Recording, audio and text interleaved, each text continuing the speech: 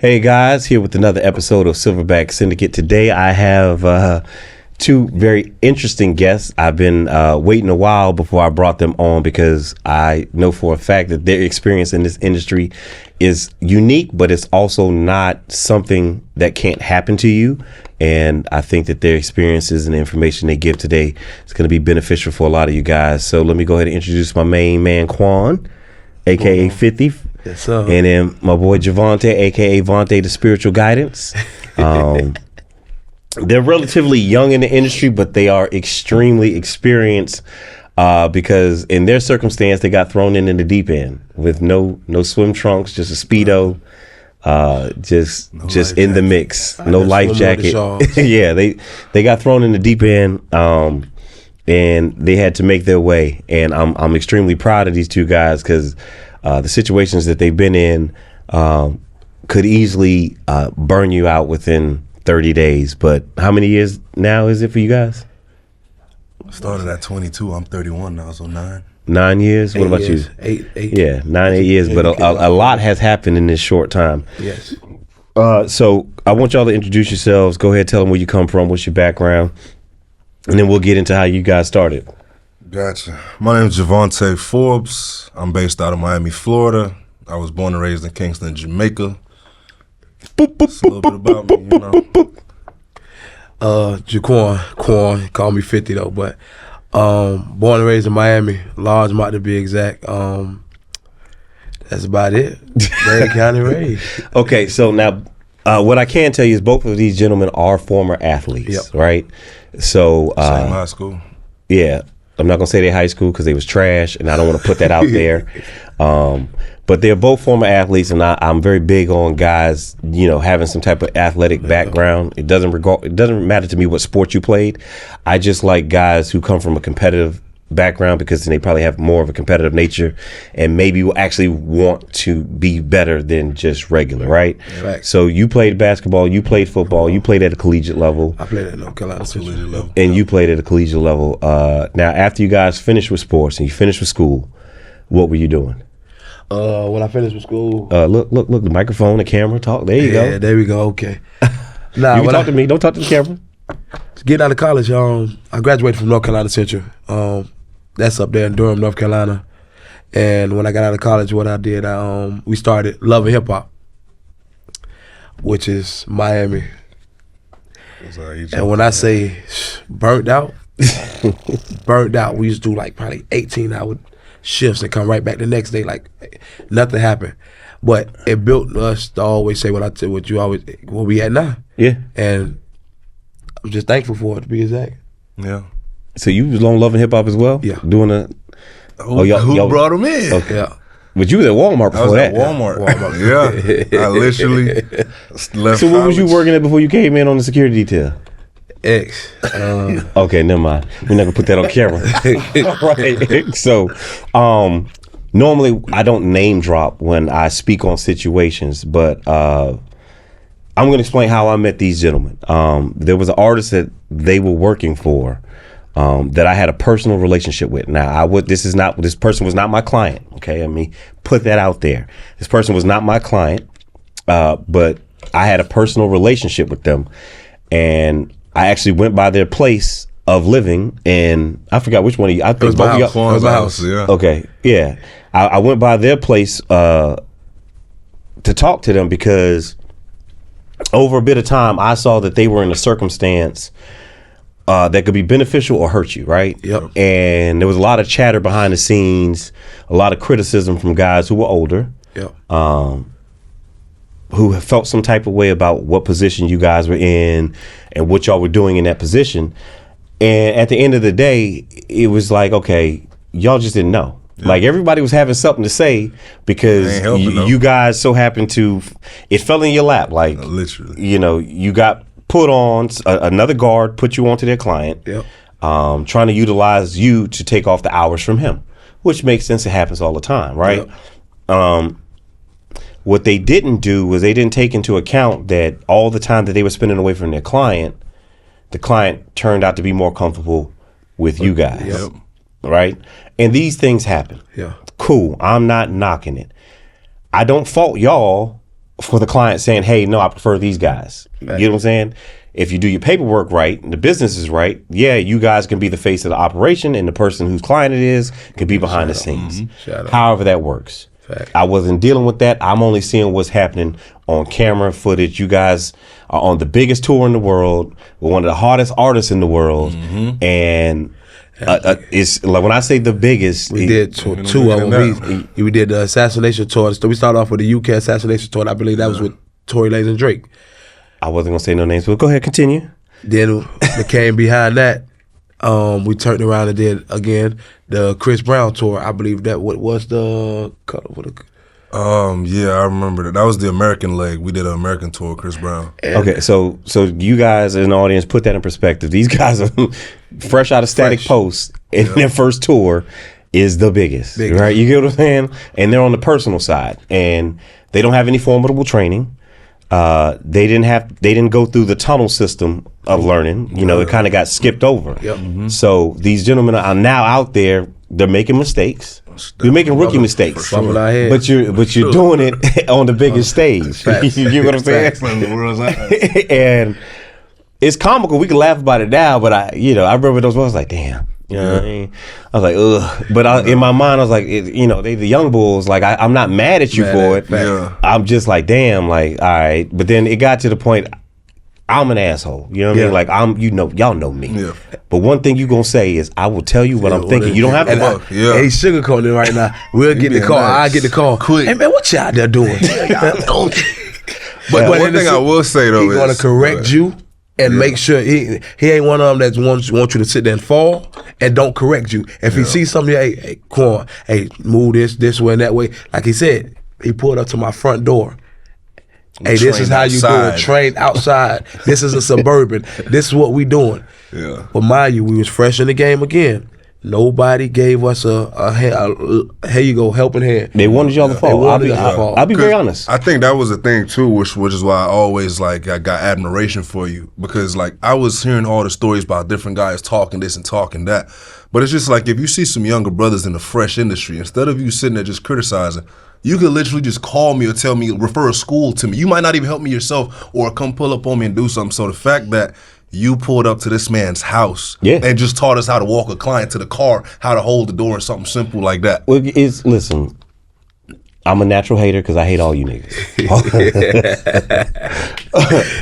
But that's just me. Like, I just hate people, right? You know what I mean? Until I know you and I can trust you and understand you, I just don't like you. Right. Cool. I understand that, but I don't have to hate you and then hate for you to watch you fall. Like, I could just hate you because I just don't know you, right? I'm cool with that. I know this about me. I don't like niggas that I don't know. Till I know you. It is what it is. I appreciated the fact that y'all was living though, like, cause y'all was, and I was like, well, they don't know. It's not like y'all were running around making these mistakes, saying fuck y'all can't tell us shit. It was more like, we didn't know. Y'all didn't know. Trying to help.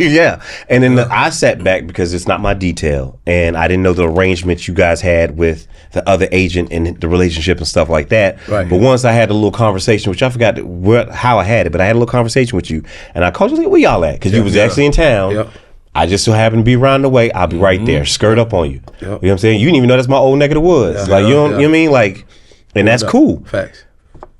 But once I gave y'all just a little bit of information, you know what I'm saying? Everything changed. Everything changed. And I'm glad it happened like that, because you guys ended up having to deal with some real things that could have caused you to not have a career. That could have caused your freedom.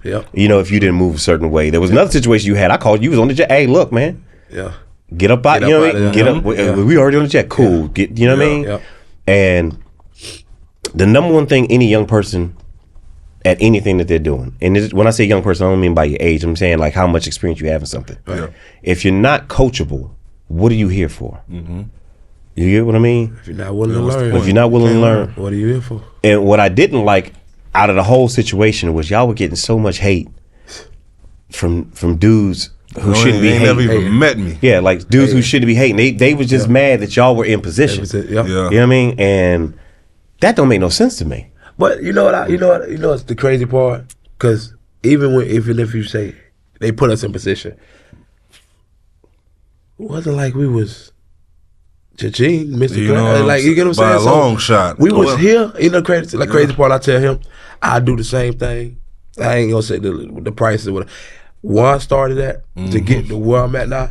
I think I do it at the same time, just because why we here now. Because you know, but you had to go through it to understand it, right? And that's why. That's what I tell guys all the time. Like I'm quick to tell guys, I can't tell you your price. Yeah. Like I can't tell you your worth. Right. Yeah. I could tell you what the market says, and I've said this to you. Yeah, you know what I'm saying? I've said numbers to you guys and explained business. Yeah. Because you could do EP as running out there, have a suit on, look good, stand next to him. Hey, step back, get caught in the pictures. Yeah.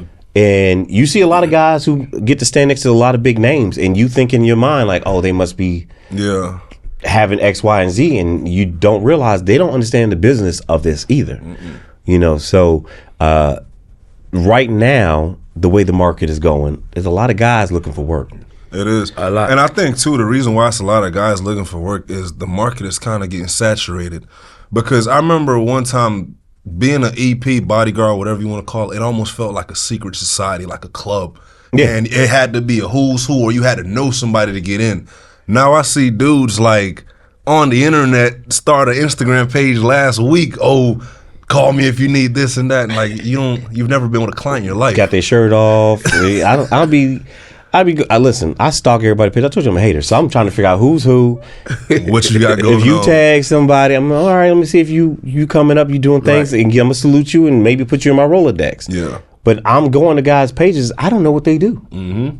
I don't know if they're a bodyguard, a pretty boy, a model, a lady getter, a promoter, a yacht guide. Yeah. You know, are you a gym rat? Yeah. Like, you a bodybuilder too? Like, damn, where you find all this time? Because I think what it is too, it's like this career can open plenty of doors for you. Yeah. But also the thing is, if this is your foundation, you have to go about it a certain way how you're doing it. Because you don't want to come off like, oh, I'm an EP, but you're next to the client and you're dressed better than the client and certain things like that. It's like, well, they didn't read the book 48 Laws of Power or The Art of War. Mm-hmm. So that's number one.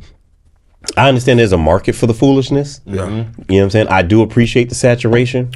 Because at some point they have to learn the difference between, peanut butter and almond butter. Yeah, you're gonna get exposed. There you go. They gotta bump their head. Yeah, and unfortunately for the client, they may have to go through that. Yeah, they may get a disdain for security and then decide to level up. But at the same time, I guess we could blame ourselves. I mean, this is a referral-based service. Realistically, nobody's looking at resumes anymore. Realistically, for the most part, 90% of the business is not looking at your resume, huh? What is not candy now? It's word of mouth. Reference, yeah. You know, get this person and then for you. And then you get a lot of people who don't know what security is supposed to be like or feel like. You know, it's the client's fault too, because not only do we have a demographic of oversaturation with security guards, but now the clientele base is so vast. Yeah. You know, everybody wants to be an influencer. And they want to have this look of security. Exactly. And the thing is, I see with that a lot of times when it comes to clients not knowing what security looks like, when they get around real security, they get an issue with you because now you're implementing structure, how they should move, how they should operate. This other guard never told them nothing, never did nothing. So you coming in, they looking at you like, oh, he's mean or he's too assertive. Yeah, that's what a professional looks like. I want them to wear a tack vest outside, carrier plate, and that'd be the crazy part. I was like, what? Even the pictures of the videos and everything that be going around. You got an outside vest on, ski mask. Oh no, big patch on your chest, say security. A short rifle on your chest. The recent show we were just at, which is arena, we were just at the concert. I walked down the hall and seen a guard with the outer full metal back like in the arena. Mind you, the dogs come sweep the building and everything. I say, yo, whoa. But welcome to their world. Yeah. I mean, sometimes you wear what the client wants you to wear, but then sometimes you got to put your foot down. Yeah, no, 100%. You know, I've had a client who was a street dude. Everybody, you know. Yeah. He was on that. Everybody knew he was on that. He was like, X, I want everybody to wear a ski mask. I looked at that nigga and said, nope, I'm not wearing it. Everybody else could wear it, but I'm not wearing it. Because I give you, just like he just said with the guard being in the arena having a vest on. X, you're probably the best in the game at getting right with stage jumpers. Imagine you running across stage with a 20-pound vest on your chest, and then somebody's going after the client. You're not gonna get there, and that half a second does matter. Hey, I'm telling you. I used to think I was good at walking the line of the barricade, and then I went to training with Elijah, and he taught me a technique. Technique was so simple, but it literally it makes a millisecond of a difference. And now my game is this much higher because I went to a training and I learned the little things. Those things matter. It's a compound. Right. Compound Effect is one of my favorite books. I recommend it to everybody. If you don't have it, you should get it, The Compound Effect. It makes you truly understand that every little thing matters, and being meticulous about your work matters. You know, I was just having a phone conversation before we walked in the studio. I haven't been able to sit at a formal training in quite some time. And in my mind, I'm scared. I'm like, okay, I'm seeing all these guys going to training, they're learning, they're growing. Am I getting left behind? Am I missing something? But do you feel like you fell off? Sometimes I wonder, do I fell off? Like, have I gotten comfortable? Like, you never know. You got to keep challenging yourself, right? You got to be honest. Facts. And then I had to tell myself, I was like, well, you know what? I've been doing a lot of work, and in the field, training is just as important as in the classroom. 100%. So real life. At the same time, I'm still learning. Yep. Was on the job. It's just not in the classroom. Yeah. So it's like a gift and a curse. Because I've come across guards that you see go to all these courses and go fly across country, do this, that, and the third, and what they do in the classroom doesn't translate into reality. Because they don't get no work. They don't get no work. Because they still try. What a lot of guys aren't missing isn't the hard skills. It's the social skills. Yeah. It's the understanding of wearing all black and it be the same shade. Yep. You get what I'm saying?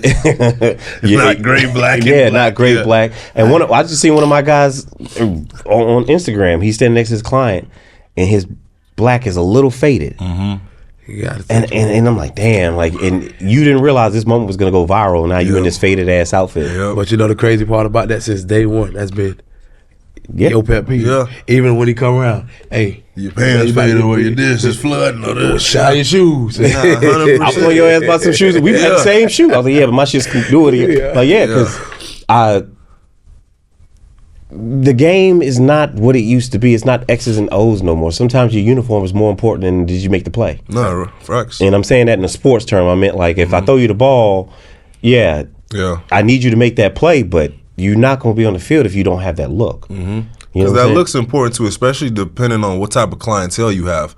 Like, one of the things I realized too in the game was I couldn't go around even just dressing like security, right? You could go out and say, yo, I'm going to get a black tee and just some little tactical pants throw on. There's certain clients that ain't gonna cut it. You got to make sure you got a certain brand. Bro, y'all two pushed the whole look. Y'all was mad day, baby. Man, Jogger City. Jogger City. To the point I had to hit. Wanted. You would have thought these two. You would have thought these two was some British stick-up boys where they wore Nike Techs. Nike Techs out. It slides. And y'all would be in some fly picture. I'd be looking at the outfit. I'm like, these. But again, it's like you looking at us look like that, and then it's like our clients telling us to wear this. So it's the catch-22, and I understood that because I was like, why y'all keeping it? Like, man, he want us in it. I'm like, we don't want to wear that. I'm like, but there's still a certain way you gotta go. Yeah, like you gotta make it make sense. Yeah. Because it was a part of my time. I had on some Nike sweatsuits. You know what I mean? I could pull out the pictures, but for where we were going and what we was doing, that was the look. But then when it was showtime, it was a different look. Like, but that's all I knew was Nike Techs. That's all we knew. Yeah. And like I say, and when I met Steve, oh man, hey, that's when he went to Tactical 511. Hey, yo, make sure, literally push you to that. But you know the crazy part, and I'm gonna say this, and that get you by. I did it before when I try to talk to your client get pulled over or something like that. I'm in a full Nike Tech. Bro, who are you talking to? Yeah, they look like a regular person. I got my bad. I got the 511 down. You know what I'm saying? I'm tearing it up. I got dreads. I walk to the officer now.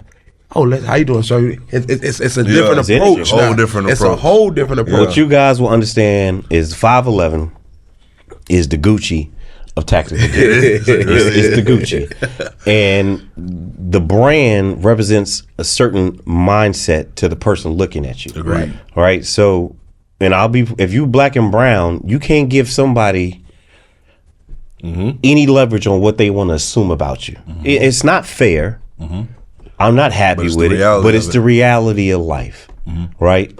They already have a predisposition of who you are, and they have a thought about who your client is. Yeah. You know, I work with rap, I work with pop, I work with country. You know, I've done all the different events that you can imagine. And one thing I will tell you is they treat everyone different. Yep, they and definitely don't let do. them lie to you and say, "Oh no, these mags are up for every show." No, they not. No, they not. Okay, I walked up with.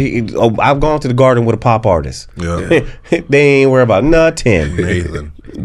But then I've gone in there with a hip hop artist, and it's bombs. They treating that thing like an embassy. Yeah. And at the same time, you still got to give them the same look for every person. Yep. And you got to respect the code of conduct for every situation.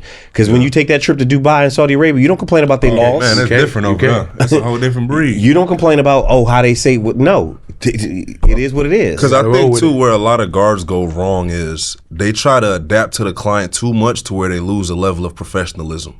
So it's just like you're so focused on pleasing the client. Not say you kissing their ass, but let's say the client's a person that's up here according to society, and they got this amount of influence in that, and you're trying to please them with everything they're doing. But sometimes there's going to be situations where you got to be able to explain to the client, like, yo, that's not a good idea, or that's not going to work. If you get to a point where the client dictates everything, when it's time to have those hard conversations, you ain't going to get hurt.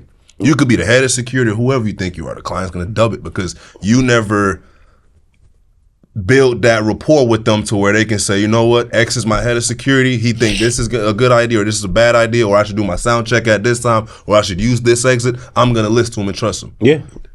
You have to have some formidable relationship with you and the client, even if it has to go through management. Like when we say the client, the hard question is who's the client. Yeah. Who's the client? Could be You got some clients that the dad, the husband. You got some clients that don't want to listen. Yeah, and then you got clients who you think don't want to listen. They just never got the message. Yeah. You know, there's so many different scenarios. You're gonna have to figure out how to have that conversation or when to have it. You know, is it too early? Am I, yada yada yada. Or sometimes you just got to show them with your work. Yep. You know, I'm big on making sure it happens, because the one thing with me, I would never want to be in a situation to where I know I should have spoke up for something, or I should have referred something, and I don't. And later on, something comes up, and it's like, well, where was security? What was security thinking? Yeah. So I would rather say something and maybe risk the assistant telling me, nah, we can't do that, or they got to go ask somebody else for that, than me sitting back and I put the client in a compromising position to where they get touched or they're uncomfortable or whatever it is, you know? Yeah. Being a part of the solution before there's a problem.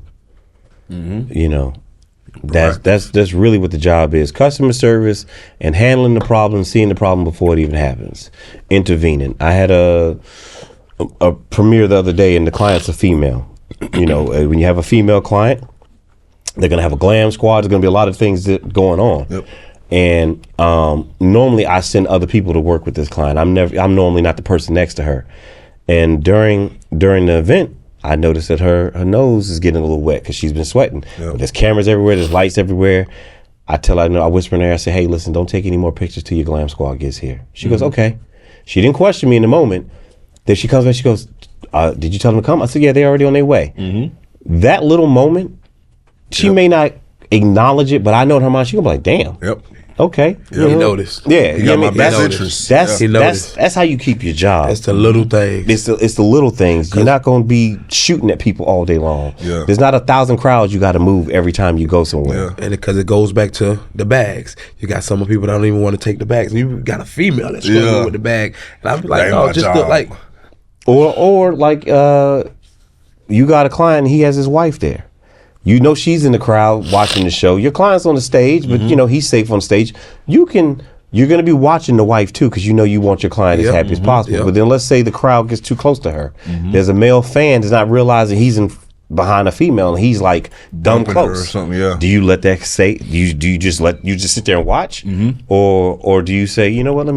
Hey sir, do me a favor. Can you step back, please, or send extra security over there to block that off? Yeah. Right. It's stuff like that. That is your job. Yeah. Because if your client looks off that stage and his wife is not in a good situation, he may not say nothing at that moment, but he's taking notes. He may say something to you later on. He definitely is. You know, I've literally seen footage of T.I.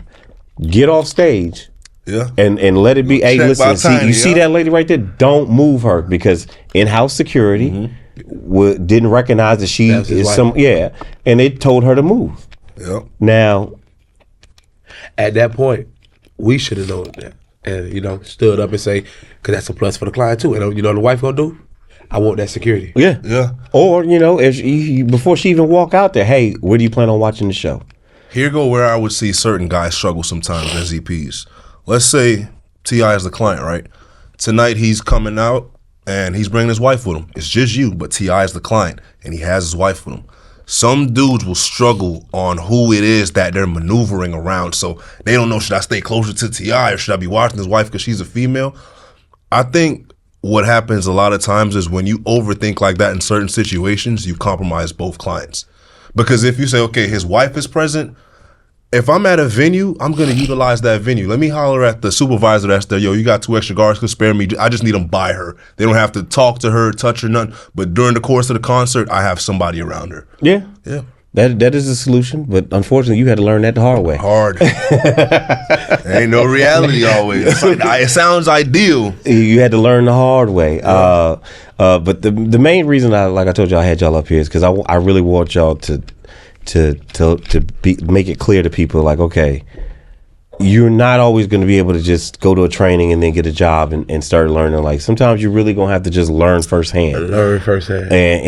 And be willing to learn from other people once you realize you may be out of your depth. Yeah. That was the biggest thing that I remember with y'all too, is like, y'all were like, yeah, we need help. Mm-hmm. You know what I mean? Like, and we reject a lot of dudes would be like, man, yeah, I'm good, bro. You know what I'm saying? They do have 8,000 excuses. Y'all be like, nah, well, we need help. Bro, I'll give you go ahead. The problem nowadays, because like I say, we did need help and we found help. Yeah. Like, we got it. You know what I'm saying? When it comes, we give you a book, but some guys didn't want to help us. But right now, everybody see us get on them, them private jets. You taking it, you in Dubai, you in this way, you that.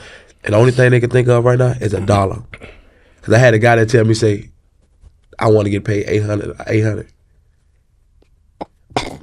He said that was within the 6-hour mark. So I say, damn. I thought I was tripping though. So I say, but your price is your price. Yeah.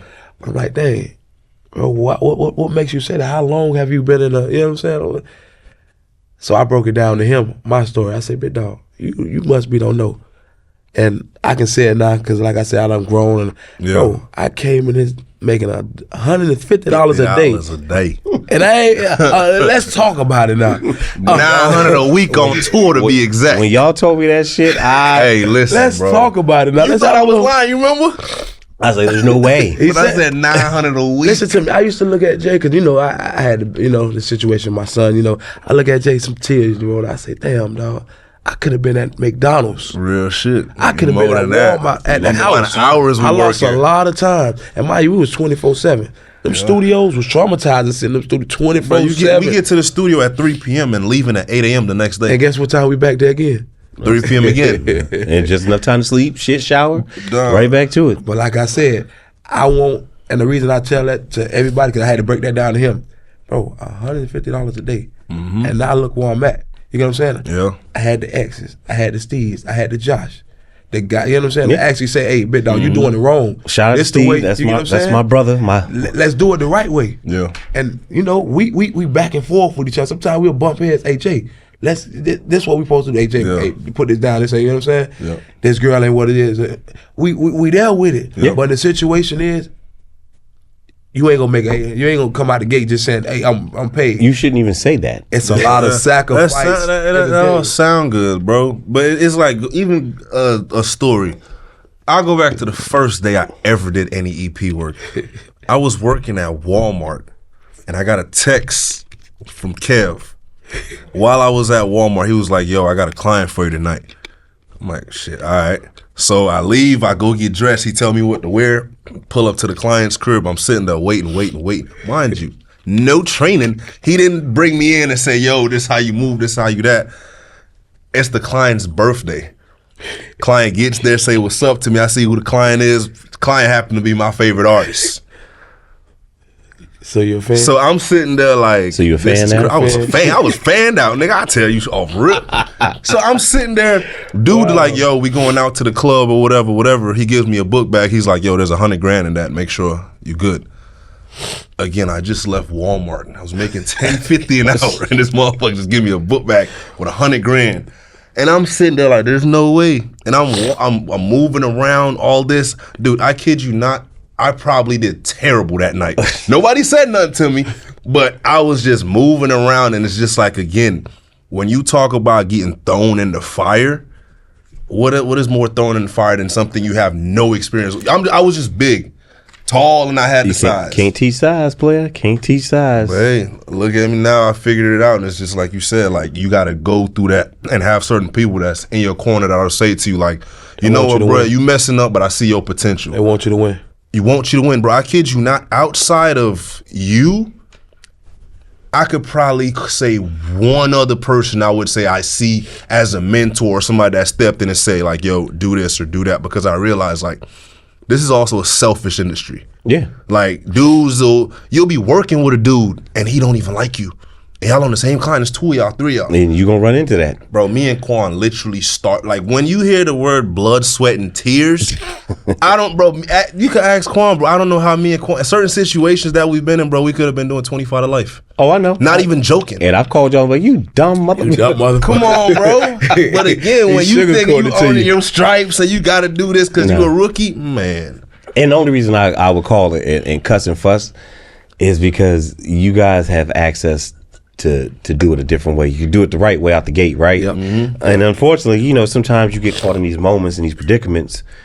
You have a quick mind lapse and you do things that turn into I had the same conversation with my son yesterday. I was like, look, brother, I'll help you hide the body. You just got to call me first. Yeah. You get what I'm saying? And you got to have that mindset with yourself too. Like, all right, I may drop the ball. Yep. But how do I recover? From it. You know, like strength and condition. I had a coach, Wallace County, God rest his soul. He says being in shape is not how long you can last. Being in shape is when your body and your mind hits that wall. Yeah. How fast can you recover? From it. So when I tell guys, man, you got to be in shape for this. Yep.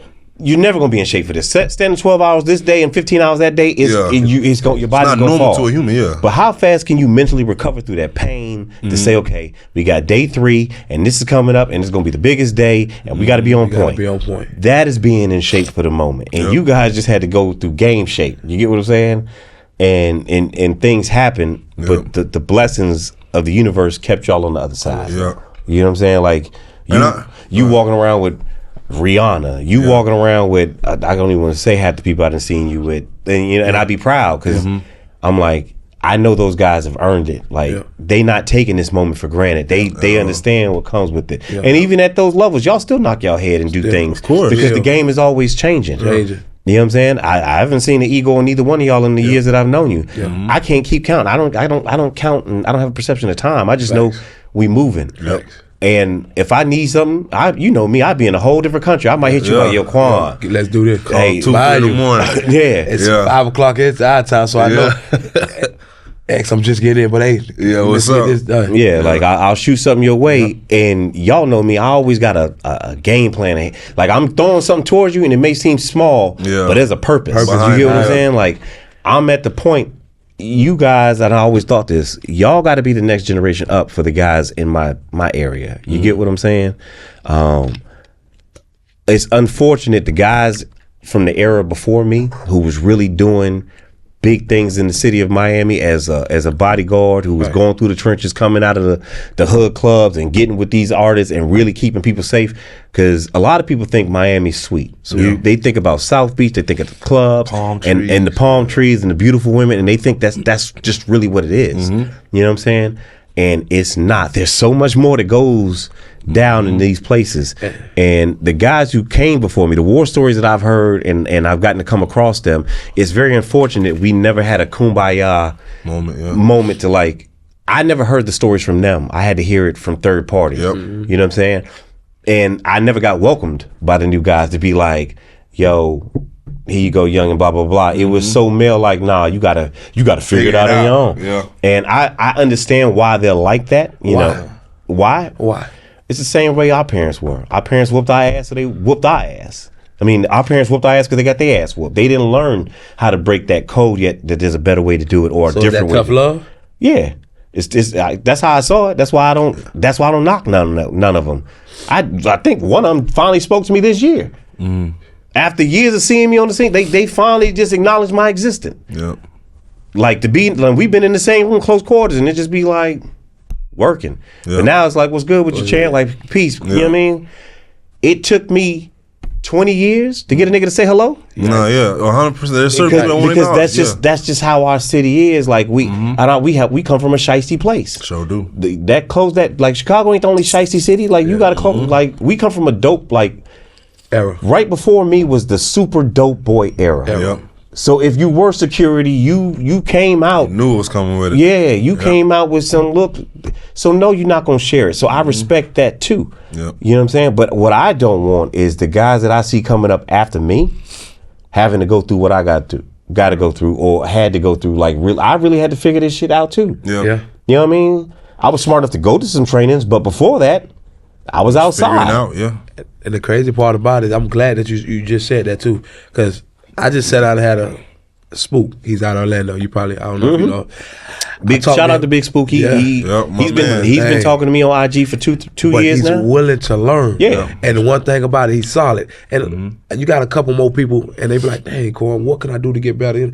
I'm looking at myself like, "Damn, I'm still young, but it's still they looking for me for advice." Yep. But the situation is, I give it to them because nobody, like I said, besides the people who gave us the, I give it to them because I want to see them win. And the situation, like I said, me and Spook just had the conversation. I say, big dog, it's time, you get what I'm saying? The hoodies, the all that.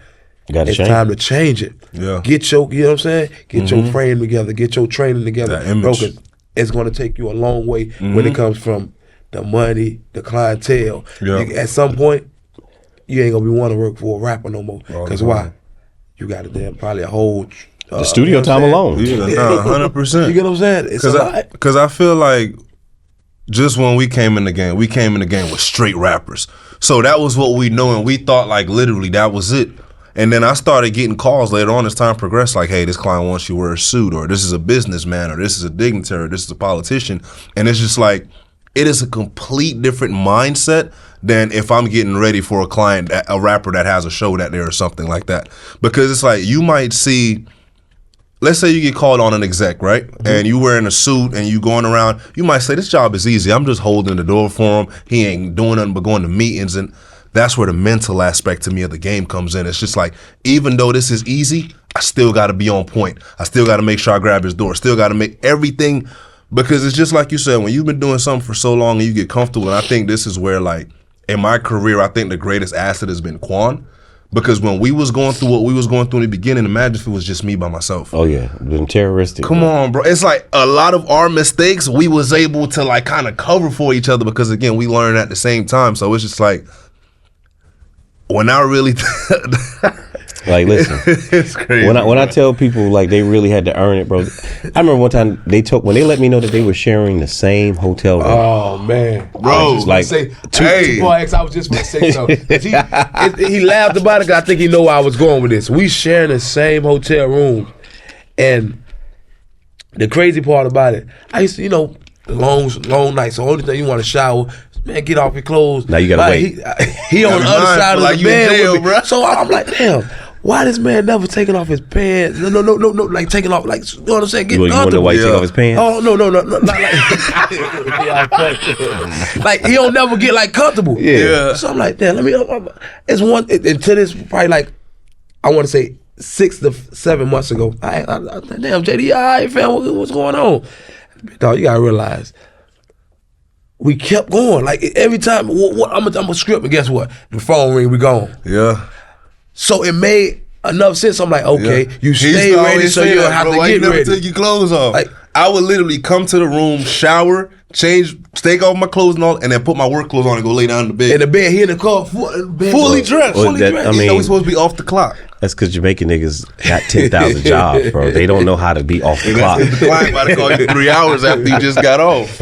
No, I'm glad y'all brought up Spook, because like, look, Spook reached out to me via DM, and I remember I clicked on his page. I was like, this hood ass, and then I I didn't blow him off though, because he like his look and how he was writing me was two different things. It seemed I was like, oh, he's a gentleman. He has a brain. He's a brain. And then I would see him out all the time. What's up, OG? I'm like, damn, nigga, stop calling me OG. I ain't old. Like, that's when my mind's Young like. though. But you know, I gotta understand. Like, he was young and he was cool. And I remember I was like, he was dressed just how y'all know. See? And that's what got me. So I'm looking at him like, all right, I'm not gonna blow him off, but I've seen this before. Let me just see how he play himself out. Like, he gonna play himself. He gonna play to win. Yeah. And then I just kept seeing this little motherfucker everywhere. But then I was like, wait a minute. And he with the same client? Yeah. I say, oh, he's consistent. Yeah. I said, okay, he ain't a knucklehead. And then, you know, I was still tapping with him. He would just randomly text me. I gave him my number. He's like, yo, blah, blah, blah. Yeah. I seen you. I was like, all right, bet. You know, and then I've been seeing him at bigger and bigger events. But with the same client, I'm like, okay, he in a situation where he can grow with his client. With the client. Grow with his client. With the client. Yeah. And obviously the client trusts him and understands the relationship because he's still around. You get what I'm saying? So I've been happy for him. So when I saw y'all two post it, I said, oh, Unity. Come on. Yeah, like I was happy for you. I see so much flashbacks. Like I say, shout out to Spook again. Even when we work with him, even when I'm watching his photos and everything, like I see so much flashbacks of it. Yeah. And I be like, dog, damn, like literally. And I'd be like, the only time like I could pick up the phone, he'll call me or text me, hey, you got this in Miami, you got this. And anytime he gets, I think it was like an app on Facebook, on Instagram with all the guards and stuff like that. And every time I see Spook pop, hey, there's a guard here, I call, even if I have to call someone around, hey, big dog, you know what I'm saying? Because you got clients, and I know if you not being there for your client, and so you put the person in the wrong hands, and I know you, Spook, and you on the same time, and I'm on with some of these people telling clients, I'm gonna want to knock you off. So in that situation, let's do it the right way. Yeah, 100%, because it's just like, for me, each one teach one. Each one teach one, because if you sit back and you say, okay, we think about our journey that we come through, and we say, okay, bet it wasn't much help and it wasn't much this. For us to sit back and see an individual, like, again, to me, it's more so the potential of the individual. You could dress in your this and your that, but again, like you said, when you start talking to this individual and how they articulate themselves, you can see all you need is some fine tuning. Yeah, that's it. That's why I didn't knock it. I mean, if I would have just judged y'all and left it at that, would have been grits. Y'all have been cooked. Would have been out the game, really, if you think about it. I'm never gonna take it for granted, but I'm always gonna be thankful for, even like I say, Kev. Yeah, he gave the opportunity. For sure. I'm thankful for the opportunity because when he called you, and you know we sat down. I think it was like a lunch, and we had met all at the lunch. Me, you, him, and Marcus. Yep. We sat down, and like I say, to this day, Kev still call. Hey, big dog, let's go to the gym. His son want to come play for the Ravens with my son or whatever situation. And I always, you know what I'm saying. I tip my hat off. Thank you. I appreciate you for the opportunity. Yeah. From where it took me from that $1.50 to that $1.75. to where I'm at now. Yeah. And I'm thankful for it. No, 100%. And that's one thing, too. Shout out to Kev. Because if I could be transparent. Kevin Fane. Kevin Fane. What's Kev's podcast name? Mr. Fane. Mr. Fane. Something like that. But yeah, shout out to Kevin. Yep. Yeah, and I can't say this. Kev definitely is the guy that gave me my start in the industry, like before anybody. And I'm always grateful for that. We may not always see eye to eye and whatever the case is, but I think back to a situation when I did something that I don't quite often see in this industry. Just like you said about the client. When the client kind of was rocking with us more and what have you, and there was differences between them, when the client approached me and was like, hey, I want you to be my new head of security and whatnot, the first thing out my mouth was, I appreciate the opportunity, but give me just a moment. Let me call Kevin. Yeah. Because the thing is with me, I could easily say, hell yeah, I'm going to jump up because I'm 22 years old. Yeah. And you telling me, one of the biggest artists in the world, telling me you want to be my head of security? Hold on. Go ahead. No, I ain't cutting you off. Yeah. Just rewind just a little bit for me. When that client called you, and what did you do again? I called Kevin and I asked for his blessing. Because to me, I'm not going to sit there and think to myself like, I'm fresh in this industry. Bro, the first time I traveled and I got on a private jet, who was sitting next to me? You. I still got that picture on my Instagram. Oh, yeah. New York. That was my first time ever leaving Florida. That was probably my third time working with Tori. This nigga had a mouth full of gold. Did I tell you take that shit out your mouth? Yes, it was. Who do you think told me to put it in? Listen, when I tell you I'm an asshole, I did not know this man from a can of paint. What you told him? I said, where you got to go? Man, take that shit out your mouth. I had my mouth slugged up. I said, you going out with us? Yeah. Oh, yeah, take that shit out your mouth, blood. Like, what we doing? Again, them little lessons right there. So, anybody who's heard about me through somebody else and talk crazy about me, I promise you, if I've ever had smoke with you or an issue and you didn't hear from me, then it didn't happen. Because I will tell you I love immediately. I don't care. I did not know this man. He could have whooped my ass for all I knew. I don't know his background. He was sitting down. I just see gold teeth. Like, hey, man, take that shit out your mouth. He don't care what he said out his mouth. You working with me. We ain't gonna look crazy together. I respect. But that's because I respect how I look, and I want people to respect how y'all look. You know what I'm saying? Facts. I don't want nobody to look at me and anybody standing next to me and thinking it's sweet. Facts. Facts. I don't want you thinking we not professional. I don't want you thinking I won't whoop your ass. That's facts. I don't want you thinking the job won't get done at a high level. Yep. Because the first thing they're gonna judge is your look. Facts. And That's how important. many times I done said something to you about your dreads? That shit ain't clean. Hey man, look, you better clean it up. clean that shit up. Clean it up. I get on you about your beard. Yep. You know you want to be Rasta. Hell no, we ain't got time for that. Yep. I'm glad it's filling in now. You know what A I'm little saying? bit. I still got a little corner right here, right? That's it. It's not because I don't want to see people doing good. I want to see everybody doing good. win. But the only way we gonna elevate is if we critique Yep. and be honest with each other. Now, if you can't handle critique, then you should not be doing a job. Yeah. Because every job's going to come with critique. Definitely. If you don't want to be talked about or judged, then stay in the house, stay offline, and don't show yourself. Because that's the only way you're going to go around and nobody going to say a peep. Yep. Because the same way I'll be looking at y'all IG when y'all were younger, and I'm like, what the hell? Yeah. Had it not been for OG Jizzle who had to let me know, look, your personal life and what you got going on shouldn't be online. Shouldn't be online. Your kids shouldn't be online. Your spouses can't be online. Nobody should know your personal life by looking at your socials. Yep. Because if somebody wants to do something to you, They know what's going on. they know how to find you. Yeah. It may not, if they can't get to you, they can get to somebody you love. And in my mind, I was like, man, he kind of extreme with that, but I also know Jizzle's resume. I know the reality. Like he done seen some shit. He ain't telling me this for no reason. Yeah. You get what I'm saying? So I had to take that into account. And then guess what I had to do? I had to go to my social media and I went all the way Clean back it up. looking at what I was posting and what I like me coming up and how I had to transition with my look and my uniform. Yeah. I was like, damn, My social media, my IG looked the way it looked because of you. Yeah. Bro, X literally called me like, yo, you not clean up your IG. I went from 500 pictures to I got 7 now. Yeah, maintenance. I still got to go ahead and get some maintenance on mine. It's important. But it's important. But you also get to look back and be like, damn, I came a long way. Branding yourself, because when you look at my IG, it's probably like I came a long way. Yeah. It's Well, really we like didn't hot. care what we It's really posted. like life. It's really like life. Literally everything I posted was Seen like, the damn, you stages. get what I'm saying? Like different. But I came a long way. Yeah. Something we were talking about earlier before the camera started rolling was new guys and the camera crew and the content creation and what they're putting out there.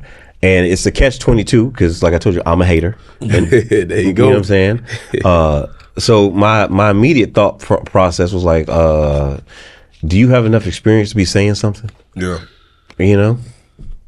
Do you have enough on your resume to even be talking in the room right now? Yeah. Right? That was my first initial response. And I've been hoking on this for 2-3 weeks. It's been eating at my soul because I want it to come from a good place. I don't want to just be hating to hate. But I don't want to sound like the older dude. I Like, wouldn't man, even say it's hating. That's the reality of it. When he said it's hating, as far as he's gonna correct it. Yeah. But he got to let it off his chest. yeah, Because how I'm seeing it, it's just like you said, when you think about certain guys that's established at a certain level in their career, like you or us, for instance, and it's certain things that we don't do or say on social media, not because we can't, and we're more than qualified, but when you see dudes that just started and they might have went to a school or two and now all of a sudden they feel like they're a professional and let me go on Instagram and sound like this guru and whatnot, it's just Right. social media can hide a lot of shit that reality is going to expose. yeah. Let's get this clear though. I know, like I say, resume speak for itself, but I love my resume. I love what I'm in. Yeah. Even when you see me moving with the people you see me with, and everybody like, damn, bro, how you get with? I'm thankful for the networking and the guys that have put me where I'm supposed to be, and I'm still not where I want to be. I'm still not. You get what I'm saying? Always growing. I always got to continue to learn and continue to grow. Even if something I had a client, and when you went through the same issue, but you took it a little different. And I'm glad to say in a bad way because you took it to the heart and you got in your feelings about it. But we could talk about it now. A client looked at me and say, when we asked for so much money, a little bit more money. hey man, you got to get in the gym. You was fat. You know what I did, bro? I played ball. I played football. You know what I'm saying? Yeah. I know how to go back and, you know what I'm saying, get myself right. Yeah. You know what I'm saying? Train a little more, do that. And then I did what I had to do. You get what I'm saying? But and at some point, you have a client. He's the whoever whoever the client is. They paying what you want. You know what I'm saying? Do what you're supposed to do. Take care of yourself. Yeah. You know what I'm saying? They are the paying client. Yeah. Shout out to my boy Andrew. He tells me all the time, hey man, extra better get in the gym, bro. You look kind of and I was mad because I looked at some more bitch. I said, damn, nigga, why you ain't tell me a long time ago? I look crazy as hell. Like, you know what I mean? Damn true, man. You don't know, but then you do know. But back to the point is like, are we critiquing from a good place, or is this person putting harm in the atmosphere? Like, I had to look at the message, and that was my problem. I was so busy looking at the fact, like, oh, why are you jumping out the gate with all the, like, who the fuck is you, right? That was my mindset, but then I was missing the message. So I took my ego out the way. My old dude ego, like, yo, who are you, bro? Like, you gotta wait your turn type shit. But then I looked at the message, and I was like, well, he's not saying anything wrong. He's giving good information. Facts. And then I had to say, okay, you know what? That's what matters. That's the point you need to take from this. Not, do you agree with who's the messenger? Are you qualified? Are you qualified per se? But for what he's speaking on, whether he's qualified or not, he's saying the right thing. Correct information. So let me just chill out and let the young bull do what he's doing and be happy for him. But it was a part of me to be like, yo, why are you talking, bro? Yeah, because I think so too. What it comes to is like, this is a profession like that's very like for me. This is what I tell people that separates certain people in this industry. I'm not one of those people that I get caught up in. I'm caught in pictures. I'm with this person. I'm on a private jet. When a client calls me and I'm leaving my house, I understand that when I leave my house to go to that detail, there's a possibility I might not walk back through my door once I leave my house. Yeah. So once I understand that reality of the situation, I can't get caught up in, pictures or this amount of money, because like, this is really my career. So that's why when I see certain people doing certain things, I take offense to it, because I know like, bro, there could be a situation where you might lose your life. So when I be hearing certain dudes, they be like, oh, my dream job is always want to be a bodyguard. I kind of look at them and say, your dream job is to protect a stranger? That's why, I know you got to go down the line of what this job actually come with. Because people just want to just think they jumping in. The only thing, and I ask them out quick, and my pet peeve here, I swear to God, if me and a random working and I feel like he doesn't have my back or something like that, I'm quick to tell you, dog, hey, you got this by yourself, I'm gone. You can have that money. And this what kills me. And like I say, shout out to Drew, like, because you can't judge a book by a cover, and or what you hear from another man based off of them being in their feelings about it, dude. When it came to that, every time I see that dude out, your boy Andrew, it's one of those positive. You get what I'm saying? Hey, big dog, boy, I'm glad to see you doing good. I'm glad to see you.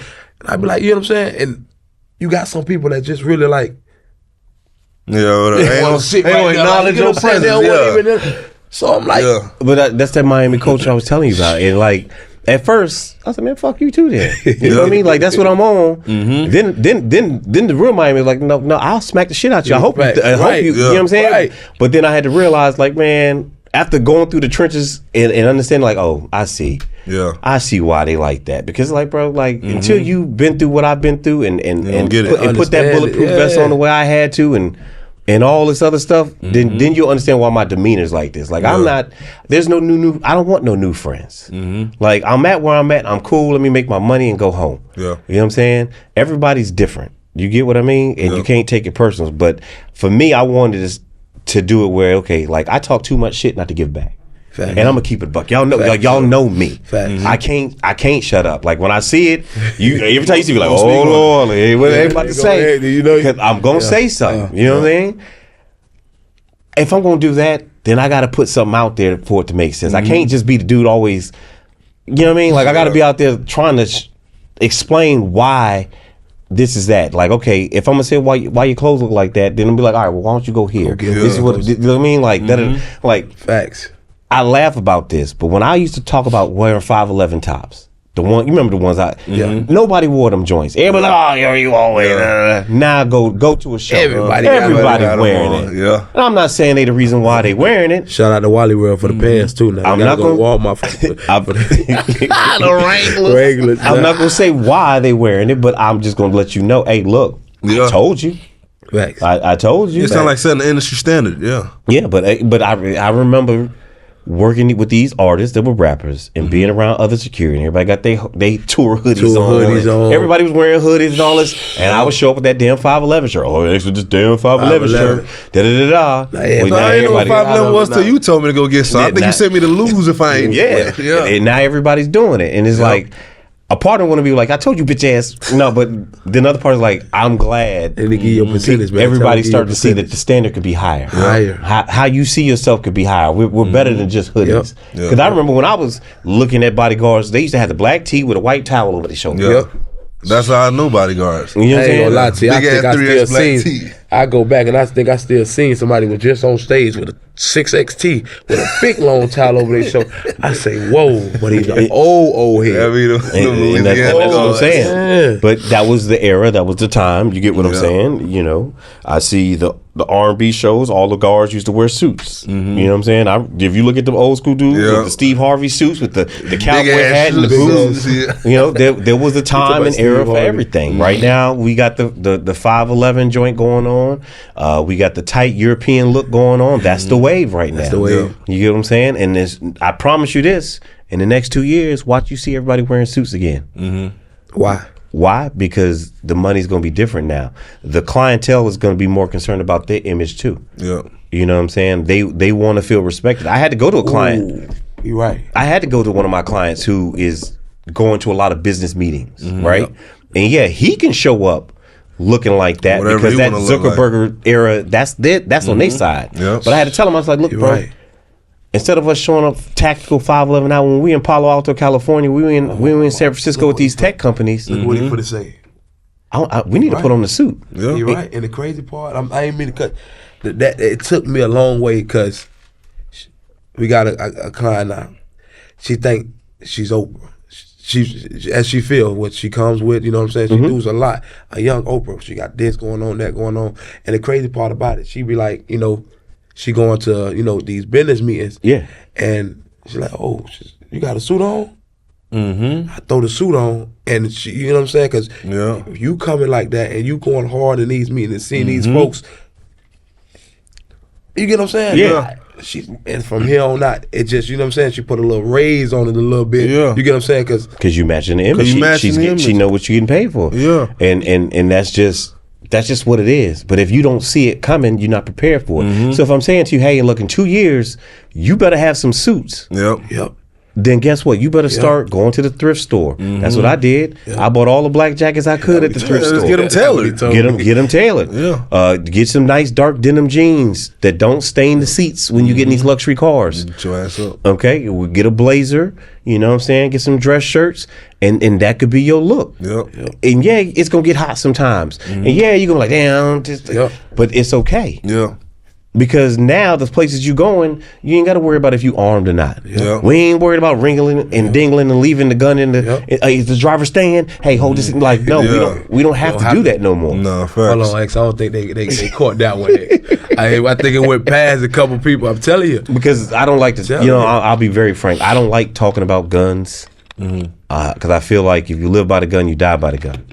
I don't promote that part of the business. Yep. I know it's a necessity. Yep. I know it's something that comes with it. Yep.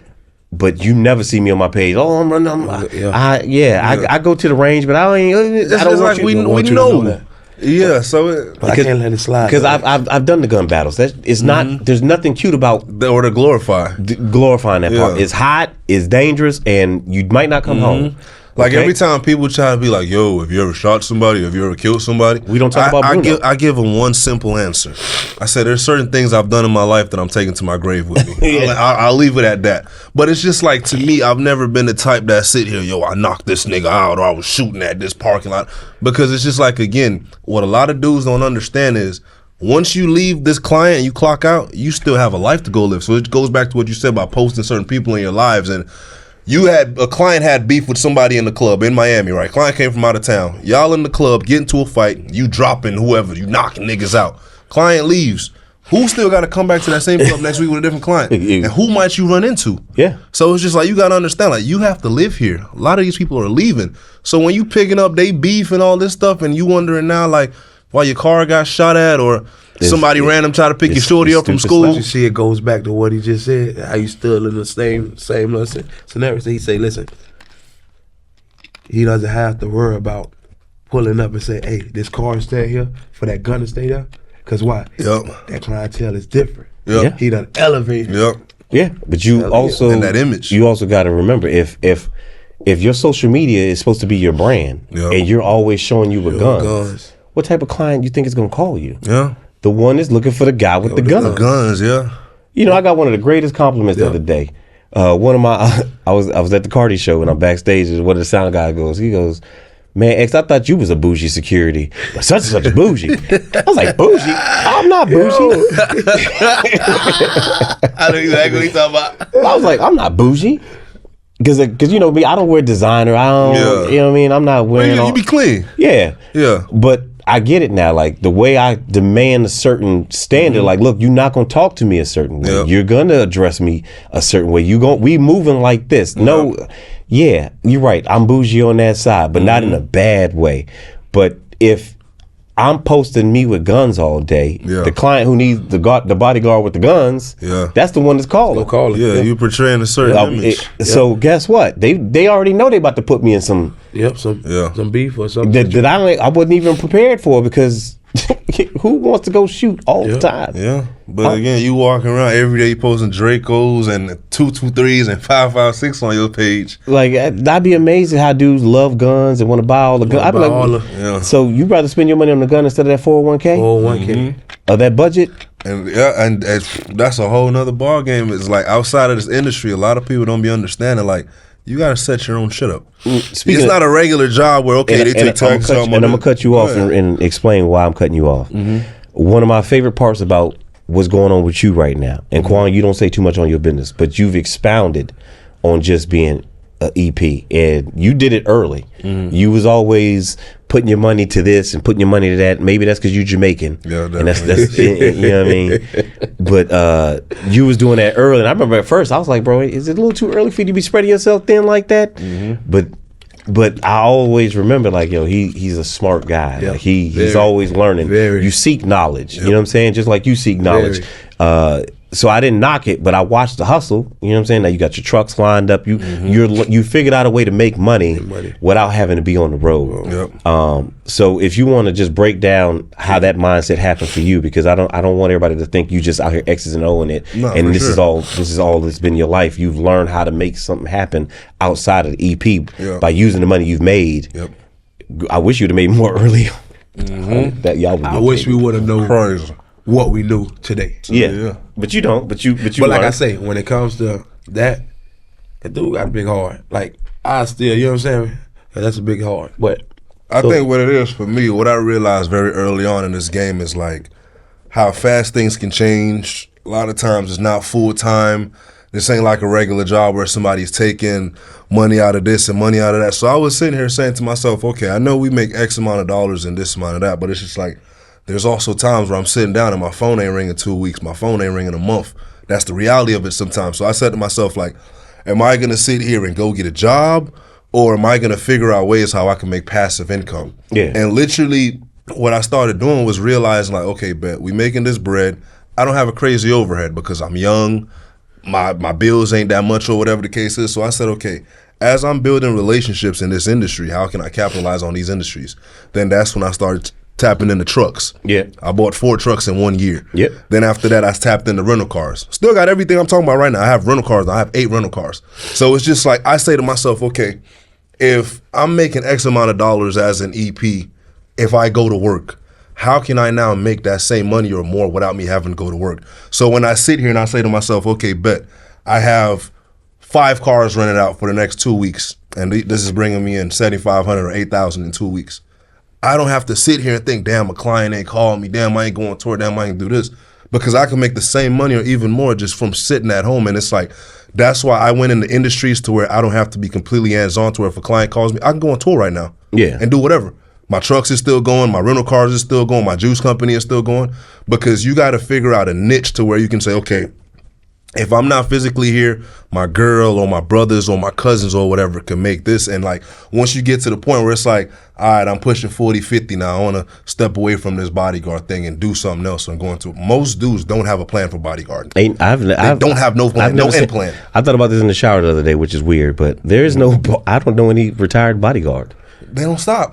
Boom. Because they don't invest. That's the main thing. So you got to keep working. No, you could sit here right now and make $1,000 a day for the next 20 years. If you're not investing in something, that money's gonna get eaten up. Real quick. I promise you, I just told a dude, and I didn't even know the dude was pushing 39 years old. The dude looked at me and say, he's been on this tour. He's been on about 10, 15 tours. Yeah. And I'm thinking he's my age. Yeah. So I tell him, I say, listen to me. I say, but you got kids and everything, right? Yeah. He's like, yeah, I got kids. I got a family. I said, you don't own no house or anything like that? He said, bro, the amount of money he done made on tours.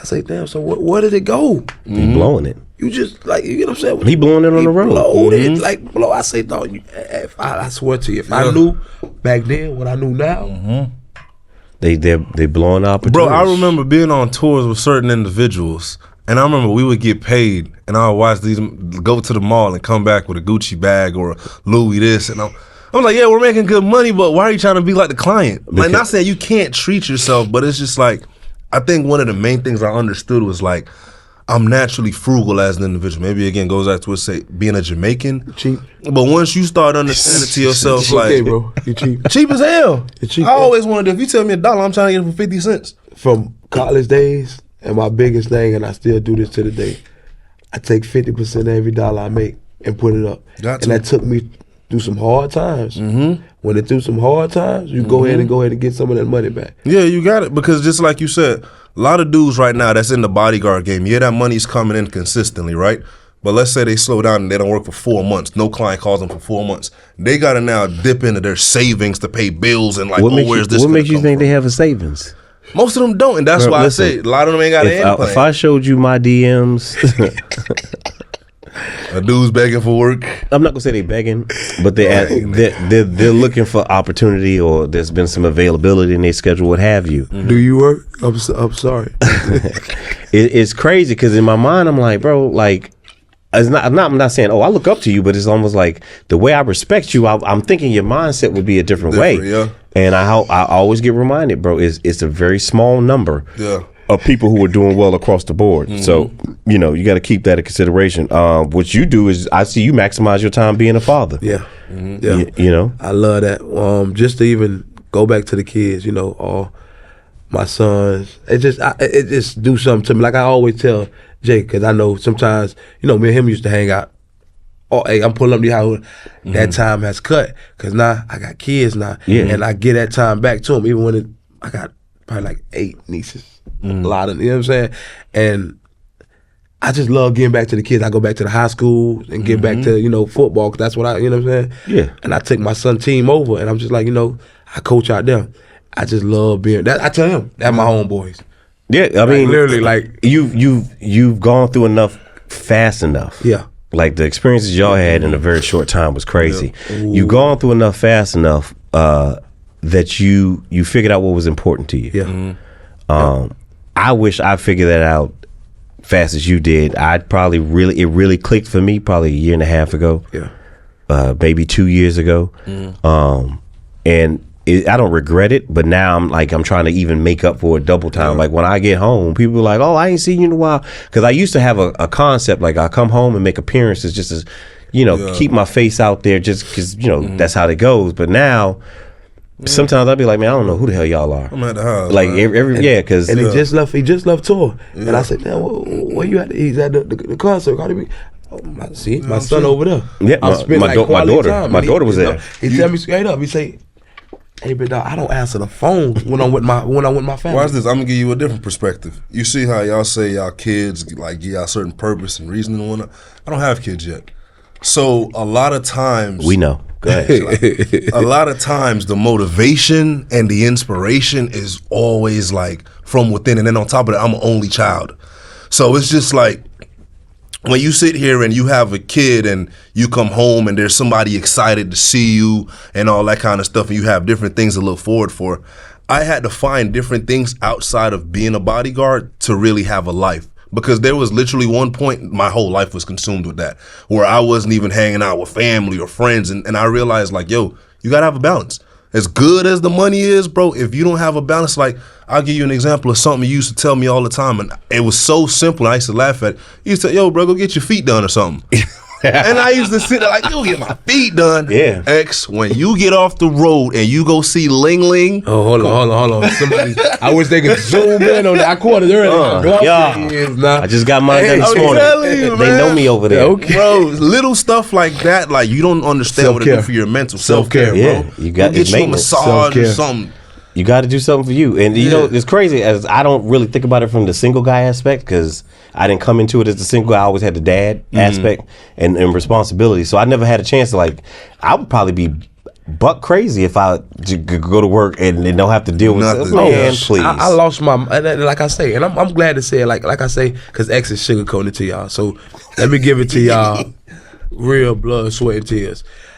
I came in the game and I was moving so fast. We went from here to here, just bumping our heads without the guidance before. You know, X steady stayed on us and like, you know, hey, y'all doing this wrong. Tighten this up. Make sure this, you know what I'm saying? It went from here to here till it could have cost me everything, my life, my kids, and everything. And I'm just thankful. But the situation is, it was like, it's quick. It can go just like this, quick in the blink of an eye. But just thankful. Like I said, I'm thankful when it came to it. But yeah, because there's certain circumstances and situations that you get in where it's just like that gym don't mean shit. Shooting training don't mean shit. So it's just like, again, when you going through real life shit where you thinking to yourself, I don't know if you mind me speaking on this. I'm gonna ask you first, but it's your son. Quan went through a situation that I think is single-handedly the hardest situation I've ever heard in my life. While we were on tour, Quan lost a child. We're across the world, and you get a phone call. You're not there. You can't drive physically and go do something. Quan lost this child. This was when my respect for Quan went to the next level. We cried. We was brothers, everything. And we had a show that day. I said, Quan, if you don't want to work tonight, you good, bro. Relax. I got it. I'll figure out a way. No, nobody expecting you to work. We was on that stage, and I'm standing on the left side of the stage, and Quan's on the right. And Quan don't even know I could see him. I see tears coming down Quan's face while Quan's on the stage.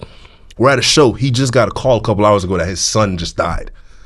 Do you know how many people wouldn't have been able to perform their job and their duty in front of an arena with thousands of people? Mm-hmm. So that's why when people will be sitting here and talking about the pictures we get called in and all that shit is relevant. And the crazy, what people really don't understand is the client don't care. Give a fuck. Like they care, but they don't really care. Because they day still has to go. Whatever they got going on. Yep. You know, I've told this story before. I found out my dad died right before a show.